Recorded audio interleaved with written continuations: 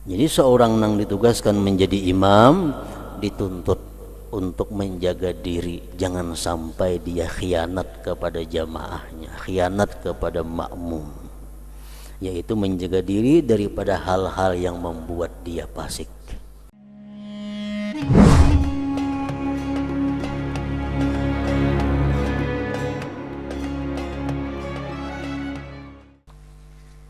Makna daripada kalam Al-Imam Al-Ghazali tersebut adalah yang keempat, tugas-tugas yang mesti dilakukan oleh seorang imam sembahyang. Ia menjadi imam agar ikhlas karena Allah Azza wa Jalla dan menunaikan amanat Allah Ta'ala dalam kesuciannya dan seluruh syarat-syarat salatnya. Jadi imam artinya mesti ikhlas dan mesti menunaikan segala syarat-syarat sah sembahyang.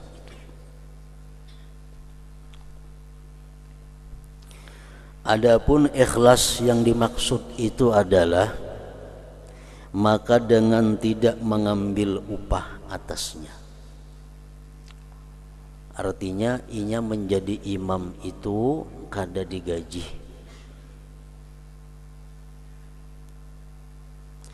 Rasulullah sallallahu alaihi wasallam telah memerintahkan kepada Utsman bin Abil As As-Saqafi. Ujar Rasulullah kepada Utsman, jadikanlah muazzin yang tidak mengambil upah atas azan itu. Cari muazzin nang hakun kada beupahan, itu nang diulah jadi muazzin di masjid-masjid. Jadikanlah muazzin yang tidak mengambil upah atas azan itu. Azan adalah jalan kepada salat, maka salat itu lebih utama untuk tidak diambil upah atasnya. Muazzin aja kada diberiakan Nabi mengambil upah atas banknya, atas azannya itu.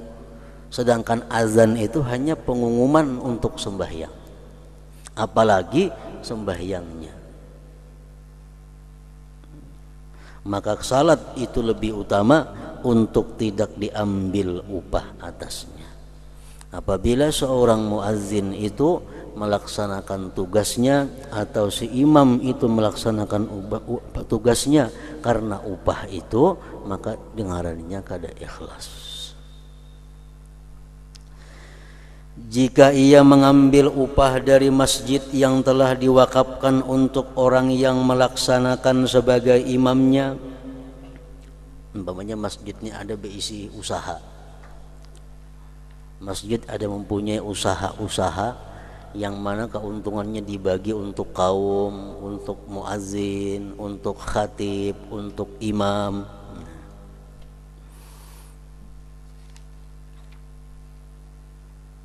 Jika ia mengambil upah dari masjid yang telah diwakafkan untuk orang yang melaksanakan sebagai imamnya, atau dari sultan, pemerintah membuat satu kebijakan bahwa imam-imam tetap di masjid itu digaji, diberi honor.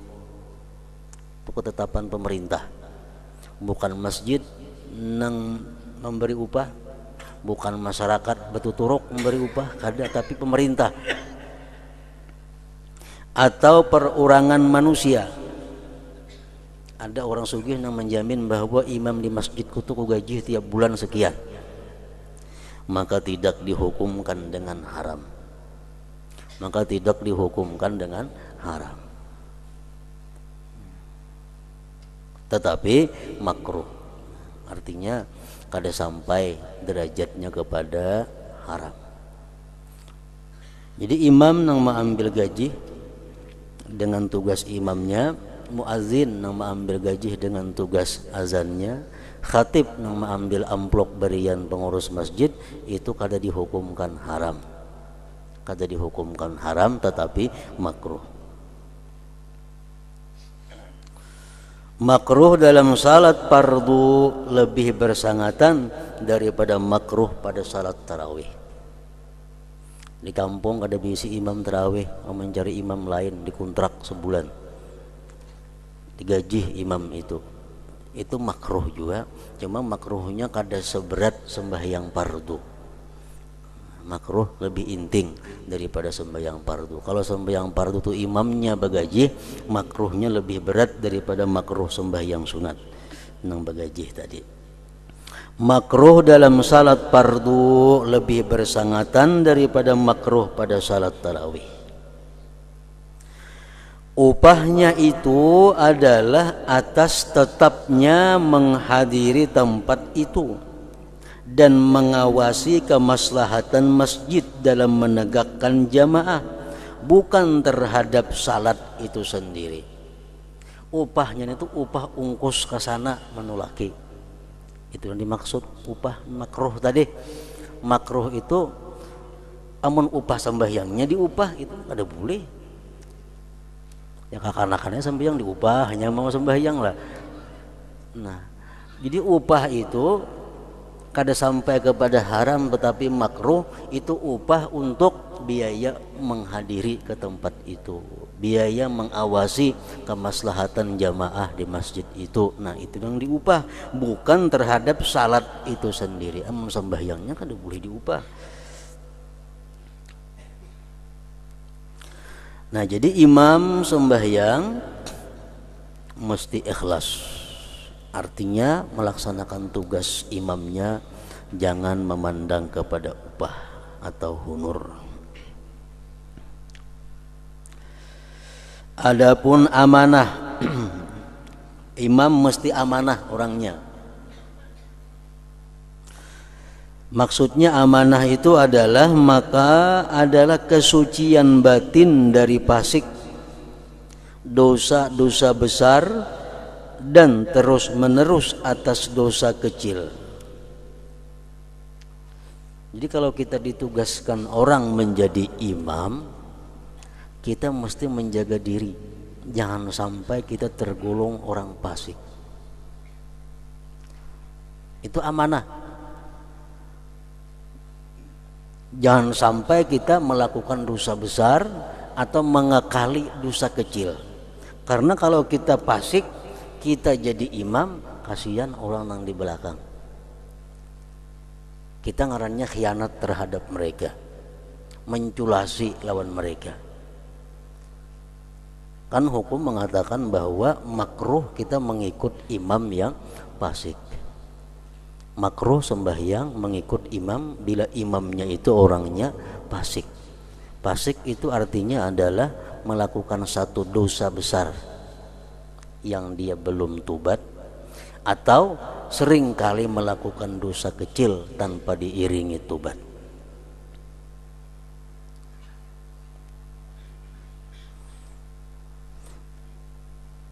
Jadi itu amanah. Orang kada tahu hati kita kayak apa. Orang kada tahu banyak kelakuan kita yang sebenarnya kayak apa. Lihat zahir kita baik, lihat zahir orangnya adil, tapi nyatanya kita di belakang kada setahu masyarakat kita melakukan dosa-dosa besar. Jadi imam kita ngarannya khianat kepada jamaah, khianat kepada makmum. Gara-gara kita sembahyang jadi imam, makmum jadi makruh mengikut kita, padahal mereka kada tahu. Nah, khianat. Adapun amanat maka adalah kesucian batin dari fasik, dosa-dosa besar, dan terus menerus atas dosa kecil.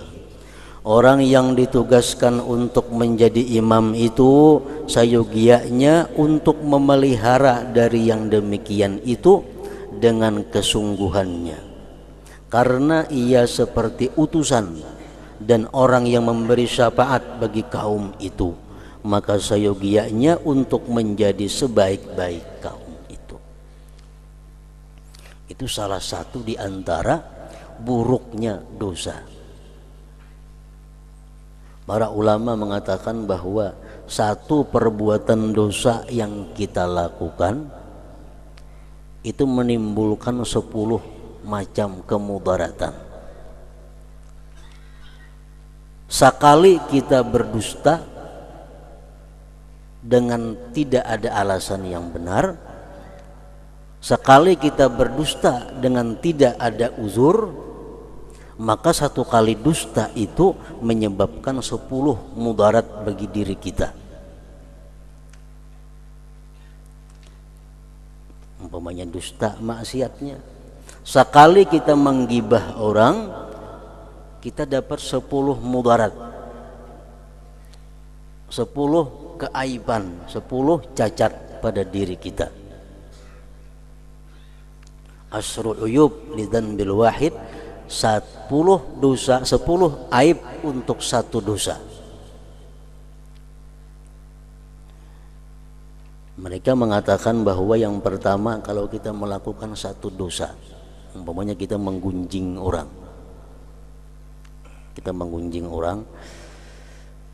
akibatnya apa? Satu, askhata khaliqah, kita membuat murka Allah,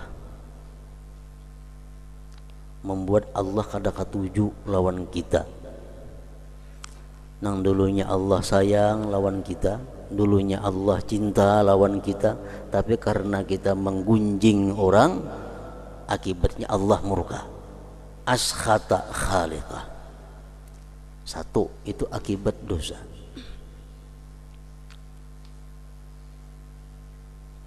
Yang kedua, parraha aduwallah,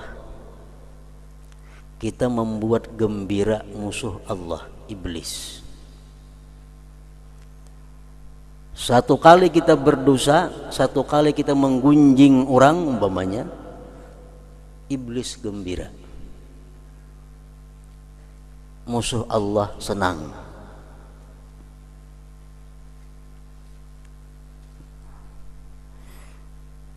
Yang ketiga, akibat sebuting dosa, taba'uduhu minal jannah, semakin jauh dia dari surga. Asalnya surga lawan kita sakilan, gara-gara kita berbuat satu dosa jadi sadapa, berjauh kita daripada surga. Yang keempat, qurbuhu min jahannam, paraknya kita daripada neraka. Asalnya lawan neraka sadapa, gara-gara kita berbuat satu dosa jadi beparak sakilan.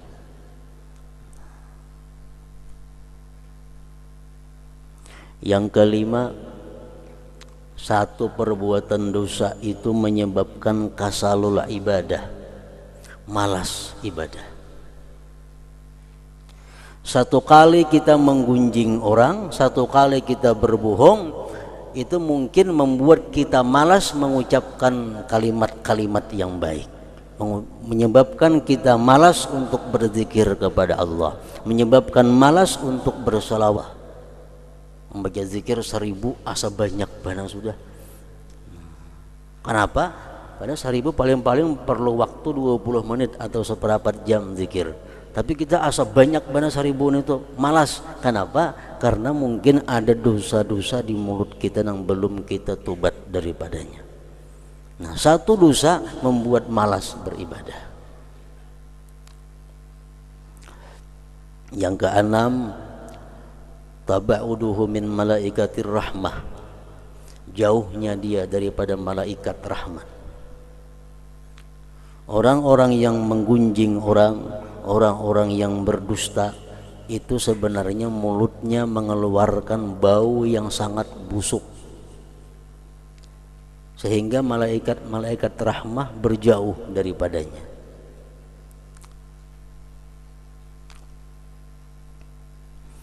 Yang kedelapan, tahzinun Nabi sallallahu alaihi wasallam, membuat sedih Nabi sallallahu alaihi wasallam.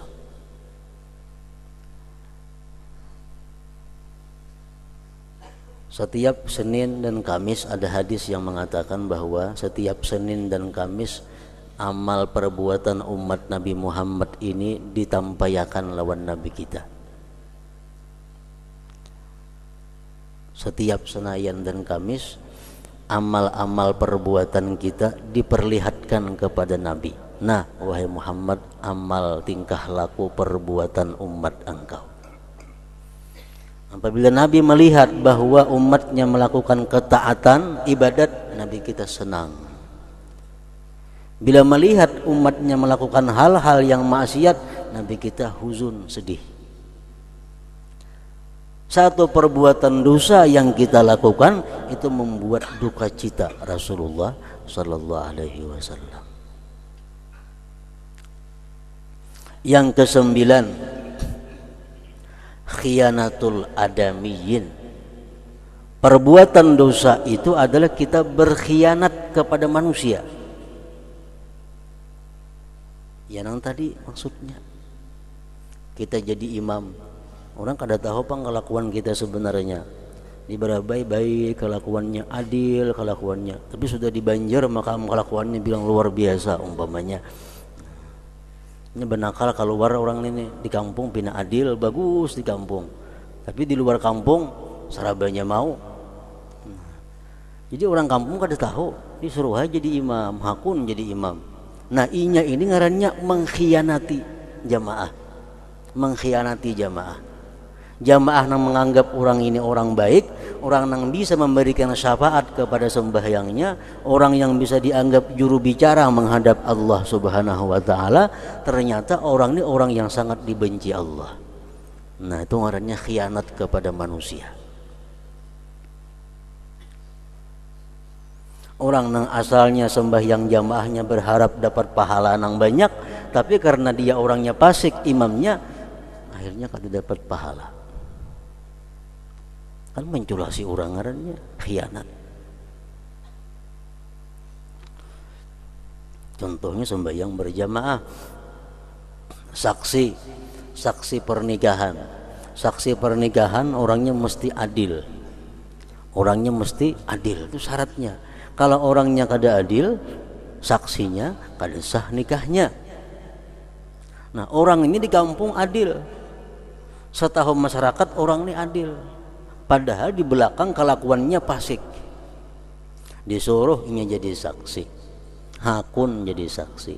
Nah nikah orang jadi berantakan, nikah orang jadi kada sah, karena inyan ini sudah tahu dirinya fasik, hakun jadi saksi nikahnya. Mestinya kalau sadar bahwa kita kelakuan kada baik, jangan mau jadi saksi nikah, karena kasihan orang nikahnya jadi kada sah. Nah itu ngarannya khiyanatul adamiyyin, berkhianat kepada manusia, berkhianat kepada manusia.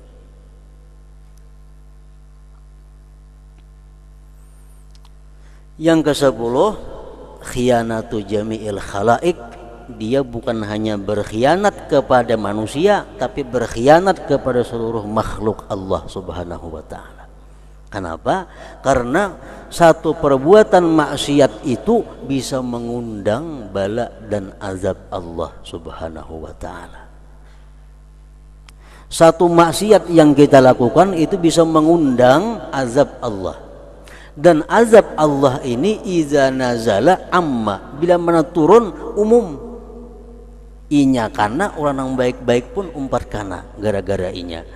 Nah jadi ngarannya perbuatan maksiat itu pelakunya ini berkhianat juga kepada seluruh makhluk-makhluk Allah. Karena bala itu ayam orang jadi matian, kambing orang jadi matian. Karena bala itu manusia jadi sengsara, padahal gara-gara inya yang melakukan perbuatan dosa. Nah khianat kepada seluruh makhluk.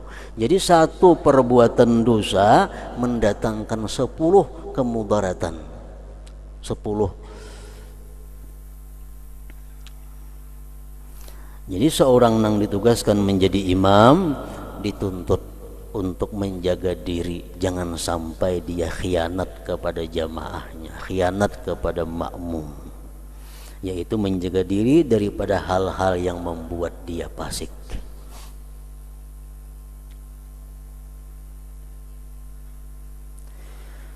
Demikian juga suci zahirnya dari hadas dan kotoran, karena hal itu tidak diketahui oleh selain dirinya. Imam tuh kada baudu, tahulah kita Kada tahu.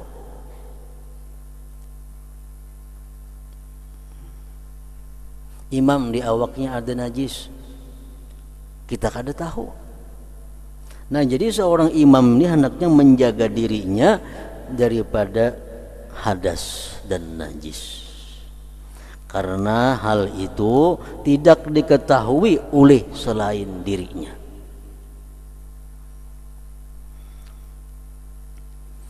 Nah, jadi apabila imam ini mempunyai najis di dalam awaknya,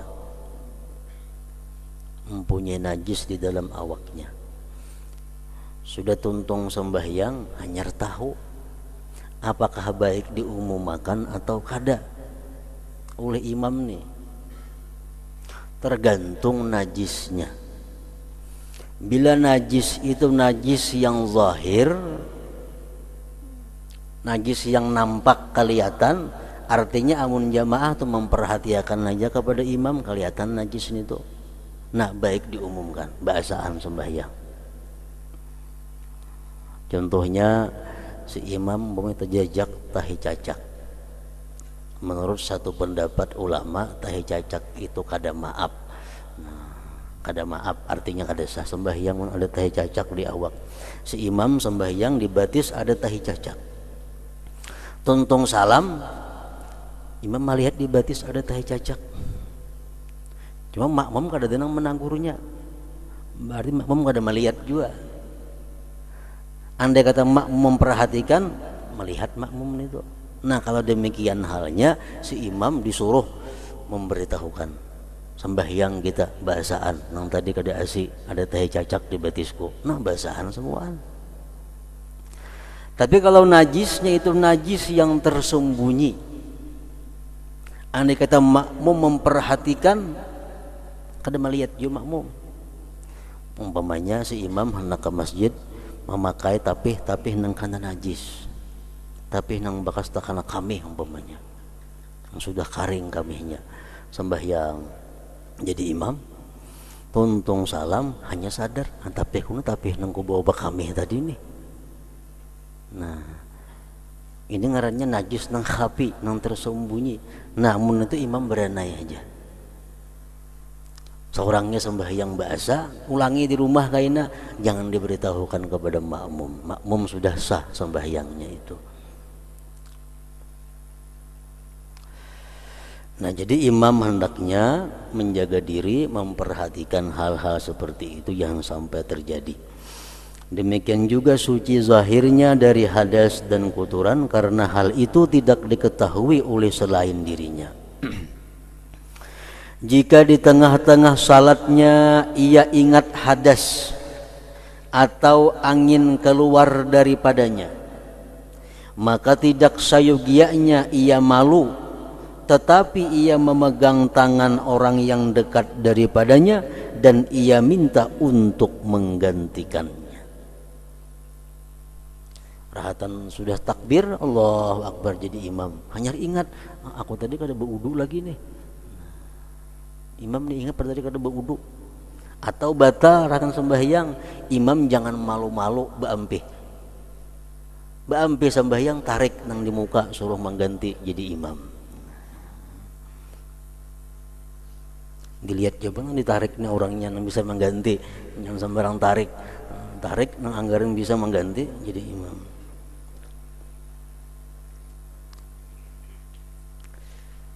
Maka tidak sayogianya ia malu, tetapi ia memegang tangan orang yang dekat daripadanya dan ia minta untuk menggantikannya.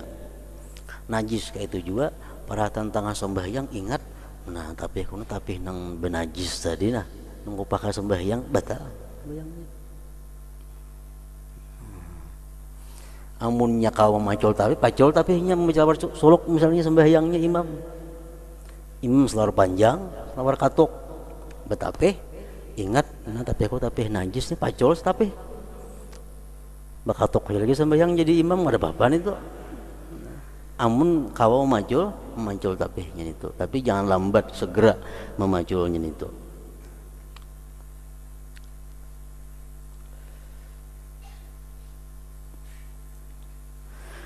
Rasulullah sallallahu alaihi wasallam ingat janabah di tengah-tengah salat.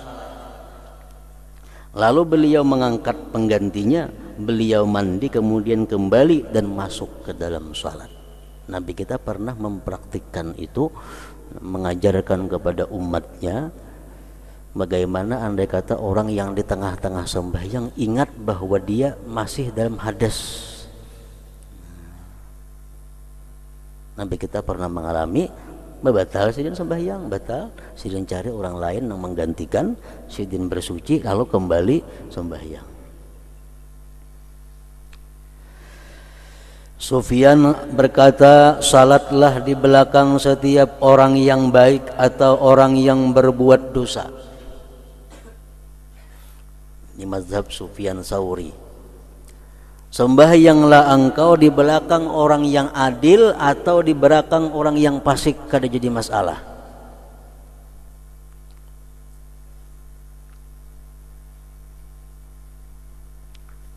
Salatlah di belakang setiap orang yang baik atau orang yang berbuat dosa.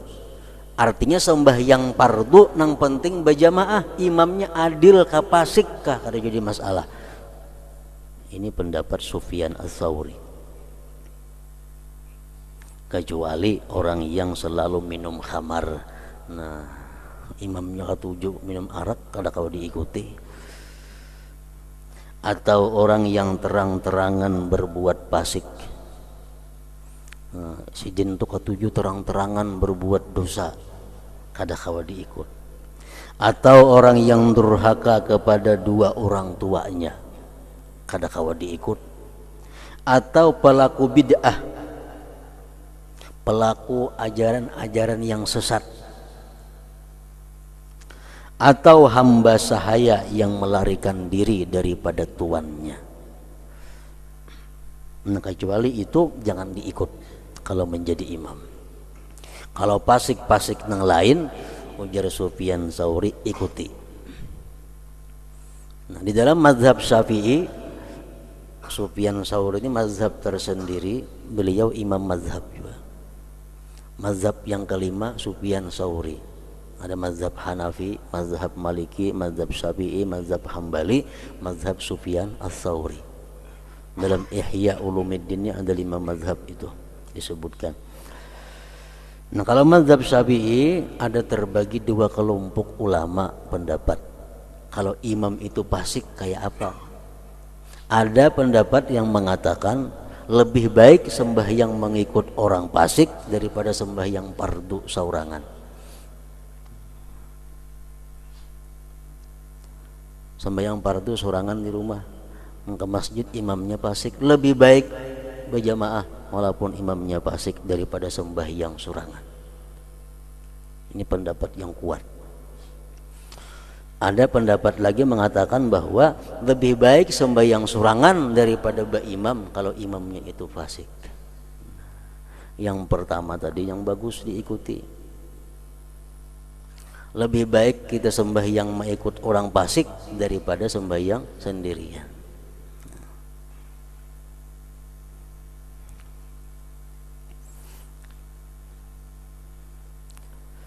Berkata Sufyan berkata, salatlah di belakang setiap orang yang baik atau orang yang berbuat dosa, selain orang yang selalu meminum khamar, atau orang yang terang-terangan berbuat fasik, atau orang yang durhaka kepada dua orang tuanya, atau pelaku bid'ah, atau hamba sahaya yang melarikan diri. Pelaku bid'ah itu pelaku-pelaku ajaran-ajaran, paham-paham yang kada dikenal di zaman Rasulullah sallallahu alaihi wasallam. Seperti umpamanya orang yang mengatakan bahwa Allah Subhanahu wa taala itu bertempat. Allah itu bertempat. Nah, ini orang penganut ajaran sesat. Tapi sesatnya kada sampai kepada kafir. Kalau dia mengatakan bahwa Allah itu bertempat, tempatnya di atas, nah itu kafir sudah. Tapi kalau dia mengatakan Allah bertempat di situ aja, ini bid'ah. Menurut Sufyan Tsauri, orang yang berpaham seperti itu jangan diikut menjadi imam. Termasuk ajaran bid'ah orang yang membenci orang-orang yang tidak dibenci oleh Rasulullah sallallahu alaihi wasallam. Itu bid'ah. Orang yang disayang Rasulullah, orang yang dihormati Rasulullah, orang yang dicintai Rasulullah, kita benci lawan mereka, itu bid'ah ngarannya kita. Nah, jangan mengikut sembahyang di belakang orang seperti itu. Yang kelima, imam itu tidak takbir sehingga saf-saf itu lurus. Maka hendaklah ia berpaling ke kanan dan kiri. Jika ia melihat celah, maka ia perintahkan untuk disamakan diisi. Mereka dikatakan mereka setantang dengan bahu, sejajar dengan bahu, dan saling berhimpitan dengan mata kaki.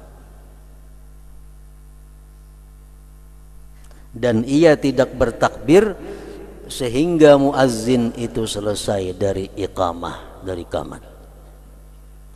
Muazzin itu mengakhirkan iqamat dari azan dengan perkiraan persiapan manusia dalam salat. Jadi mestinya orang nang qamat ini jangan memandang nang dilanggar, memandang secara umum. Dilanggar sudah tuntungan sembahyang sunat, lo qamat, nah jangan kadang mesti bujur. Nabi kadang mengajarkan macam itu. Nabi kita bahwa mengatakan orang yang azan itu hendaklah memandang kepada keadaan umum. Dalam hadisnya, liyatamah halil muazzin bainal azan wal iqamah biqadri ma yafrughul akil min ta'amihi wal mu'tasir min i'tisarihi. Artinya hendaklah muazzin itu perlahan-lahan antara azan dan iqamah dengan kadar orang yang makan itu selesai dari makannya dan orang yang menguras, maksudnya air kecil atau air besar, selesai dari kurasan. Jadi kira-kira sudah orang nang perhatian makan dari tuntung, sudah makannya, orang dalam jamban sudah biris urusannya, nah hanyar kamat.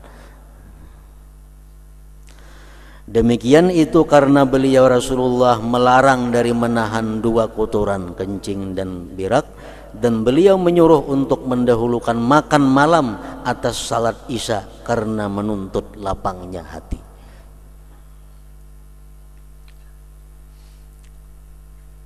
Yang keenam, tugas imam adalah ia mengeraskan suaranya dengan takbiratul ihram dan seluruh takbir-takbir yang lain.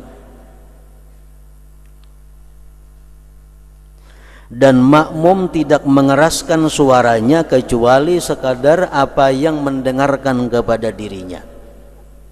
Makmum cukup segan seorang mendengar. Imam mesti nyaring takbiratul ihram, takbir intiqal dan lain-lainnya. Dan imam berniat menjadi imam agar ia memperoleh keutamaan. Imam supaya dapat pahala jamaah nang 27 mesti berniat menjadi imam. Jika si imam tidak berniat, maka salatnya sah dan salat kaum apabila mereka berniat makmum dan mereka memperoleh keutamaan makmum, sedangkan imam tidak memperoleh keutamaan imam. Imam pamannya kada berniat jadi imam. Usalli pada zuhur, Allahu Akbar. Imam kada berniat jadi imam, sedangkan nang di belakang orang berniat jadi makmum inya. Nah, makmum nang di belakang sempurna dapat 27. Imam kada dapat, kenapa? Karena inya kada berniat jadi imam.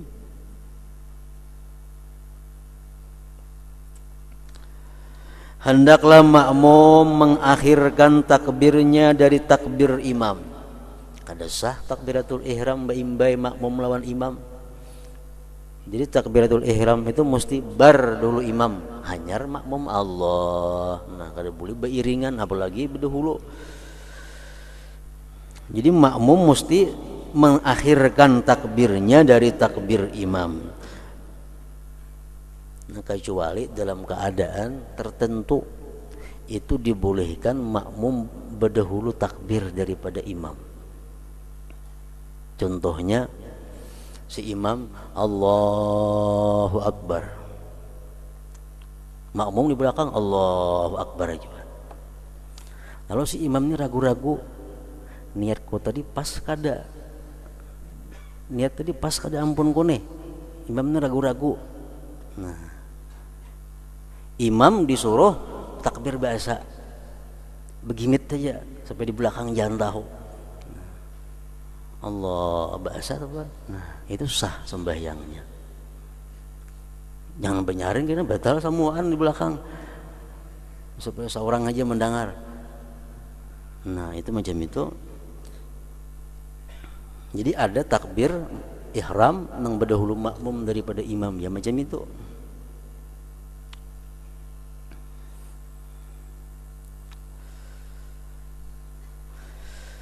Hendaklah makmum mengakhirkan takbirnya dari takbir imam, di mana ia memulai takbir setelah imam selesai takbir. Allahu a'lam. Adapun tugas-tugas pada qiraah bacaan maka ada 3, yaitu pertama si imam nih melunakkan, artinya tidak terdengar oleh makmum pada doa istiftah dan ta'awudz seperti orang yang salat sendirian. Membaca doa iftitah imam begimit saja, membaca auzubillah imam begimit saja kayak orang sembahyang surangan. Dan ia imam mengeraskan menyaringkan Al-Fatihah dan surat setelah Al-Fatihah pada sekalian salat subuh 2 rakaat yang pertama pada salat isya dan maghrib. Demikian juga orang yang salat sendirian. Sembahyang subuh surangan benyaring kita kedua-duanya, kedua rakaatnya. Sembahyang isya saurangan 2 rakaat pertama benyaring, 2 rakaat terakhir begimit. Dan imam mengeraskan ucapan amin pada salat jahriyah. Jahriyah artinya maghrib, isya dan subuh. Imam benyaring juga amin. Demikian juga makmum.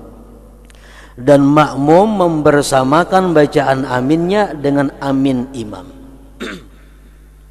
Di dalam sembahyang tidak ada makmum disunatkan baimbai imam kecuali pada amin. Ruku baimbai imam makruh, sujud baimbai imam makruh. Tapi kalau amin baimbai sunat.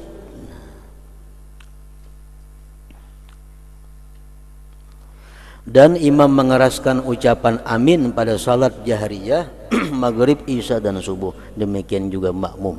Dan makmum membersamakan bacaan aminnya dengan amin imam, bukan mengiringinya.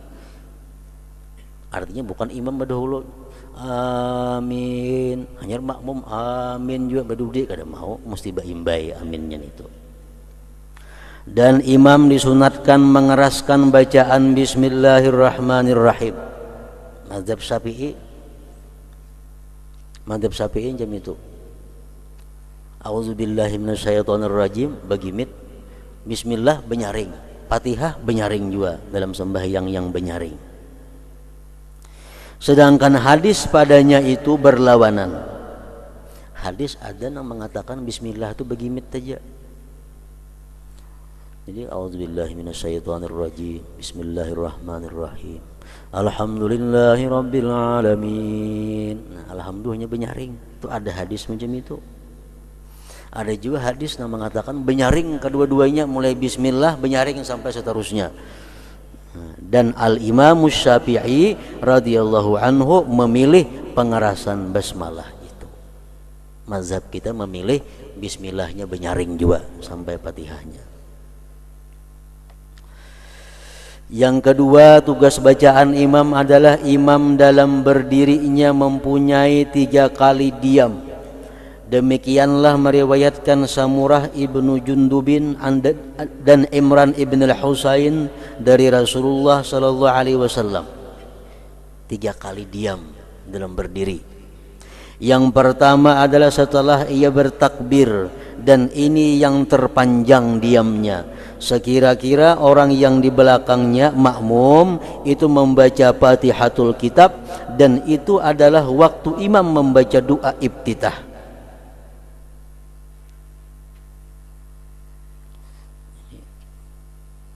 Ini salah satu di antara pendapat, dan Imam Ghazali mengikuti pendapat ini.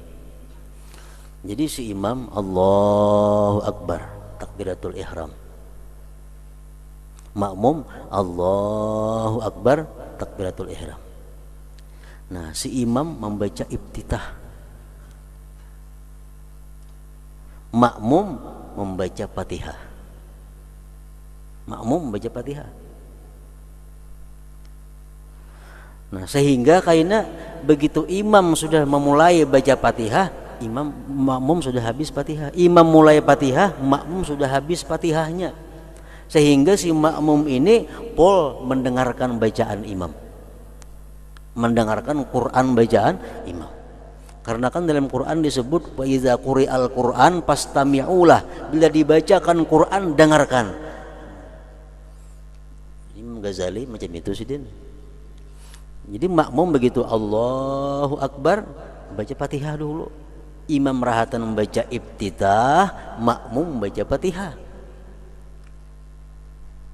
Tuntung kita Fatihah, imam tuntung iftitah, imam mulai bismillahirrahmanirrahim, alhamdulillah, kita makmum mendengarkan bacaan imam. Nah, kayak itu. Ada juga pendapat ulama yang mutaakhirin pendapatnya bahwa imam takbiratul ihram, makmum takbiratul ihram sama-sama membaca iftitah. Sama-sama membaca iftitah. Tuntung baca iftitah, imam baca Fatihah. Imam baca Fatihah, makmum mendengarkan. Tuntung si imam baca Fatihah, imam disuruh beranai. Jangan langsung baca surah. Imam suruh beranai sakadar makmum sawat membaca Fatihah dalam beranai itu. Nah, dikira-kira makmum ini sudah tuntung baca Fatihah, hanya imam baca surah. Nah, itu nang tak pakai di tempat kita ini. Itu nang kebanyakan berlaku. Namun macam ini jarang, macam di kitab nih.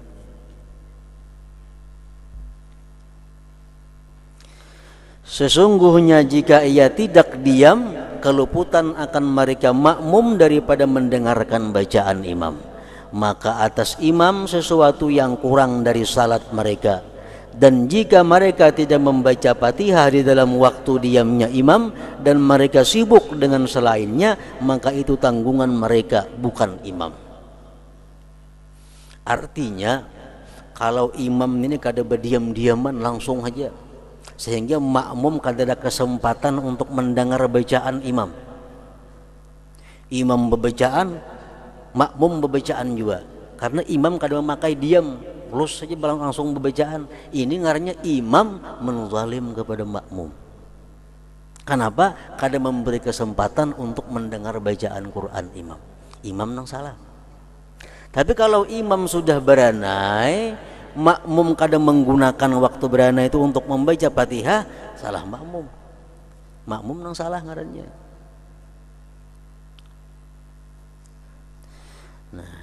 Diam imam Allahu Akbar takbiratul ihram, imam diam. Maksudnya diam bukan beranai, imam baca dua iftitah, makmum baca Fatihah.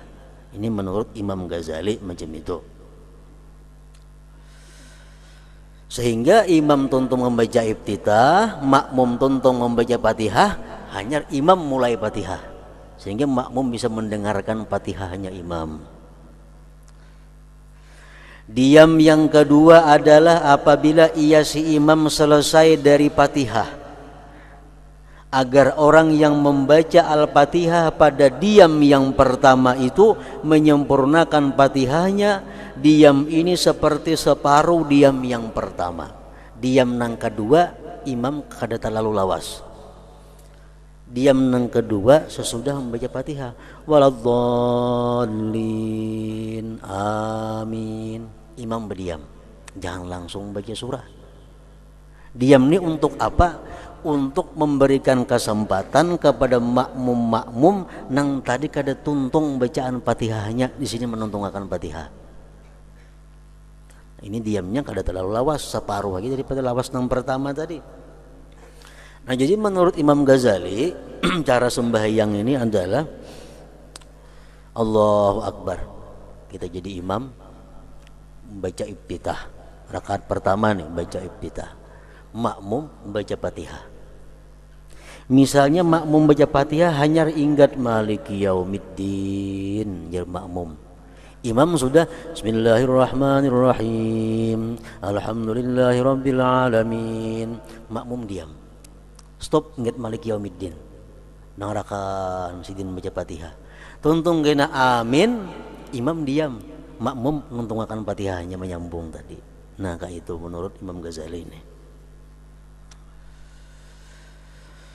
Diam yang ketiga adalah apabila ia selesai dari surat sebelum rukuk. Lakum dinukum waliyadin. Berdiam dulu imam satu mat. Dan ini adalah yang paling ringan, sebentar diamnya. Diam sekedar apa yang memisahkan bacaan dari takbir. Karena sungguh dilarang dari menyambung padanya. Lakum dinukum waliyadin. Allahu Akbar. Nah, itu dilarang. Ini lakum dinukum waliyadin. Memandak sanapas barang dulu, hanya Allahu Akbar ruku. Dan makmum di belakang imam tidak membaca selain Fatihah. Selain Fatihah. Jika imam tidak diam, Fatihah yang dibaca, maka makmum membaca Fatihah Alkitab, Fatihah, dan yang taksir kurang adalah imam. Jika makmum tidak mendengar pada salat jahriyah karena jauhnya atau di dalam salat sirriyah zuhur dan asar, maka tidak mengapa membaca surah. Sembahyang zuhur misalnya, makmum sudah waladhdallin, imam belum juga lagi ruku. Makmum waladhdallin sudah, imam belum ruku. Baranaika makmum membaca surah kah? Baik membaca surah. Seapa ta'ulihi bila imam ruku. Itu untuk rakaat yang pertama dan kedua. Ketiga keempat kada usah lagi itu. Karena kada disuruh basurah rakaat keempat ketiga itu, yang disuruh basurah ini rakaat pertama dan kedua. Sembahyang maghrib kah, isya kah, subuh kah, kita misal jauh daripada imam, kada mendengar bacaan imam, kadang-kadang ngaran bacaan imam. Tuntung sudah kita membaca Fatihah, imam belum ruku, jangan beranai kita sambung Quran nangapa kan bisa. Supaya jangan ada berdiam beranai dalam sembahyang. Tapi kalau kita mendengar bacaan imam, nah kada boleh kecuali Fatihah yang kita baca. Kalau kita mendengar bacaan imam. Nah, kemudian yang ketiga ia membaca pada salat subuh.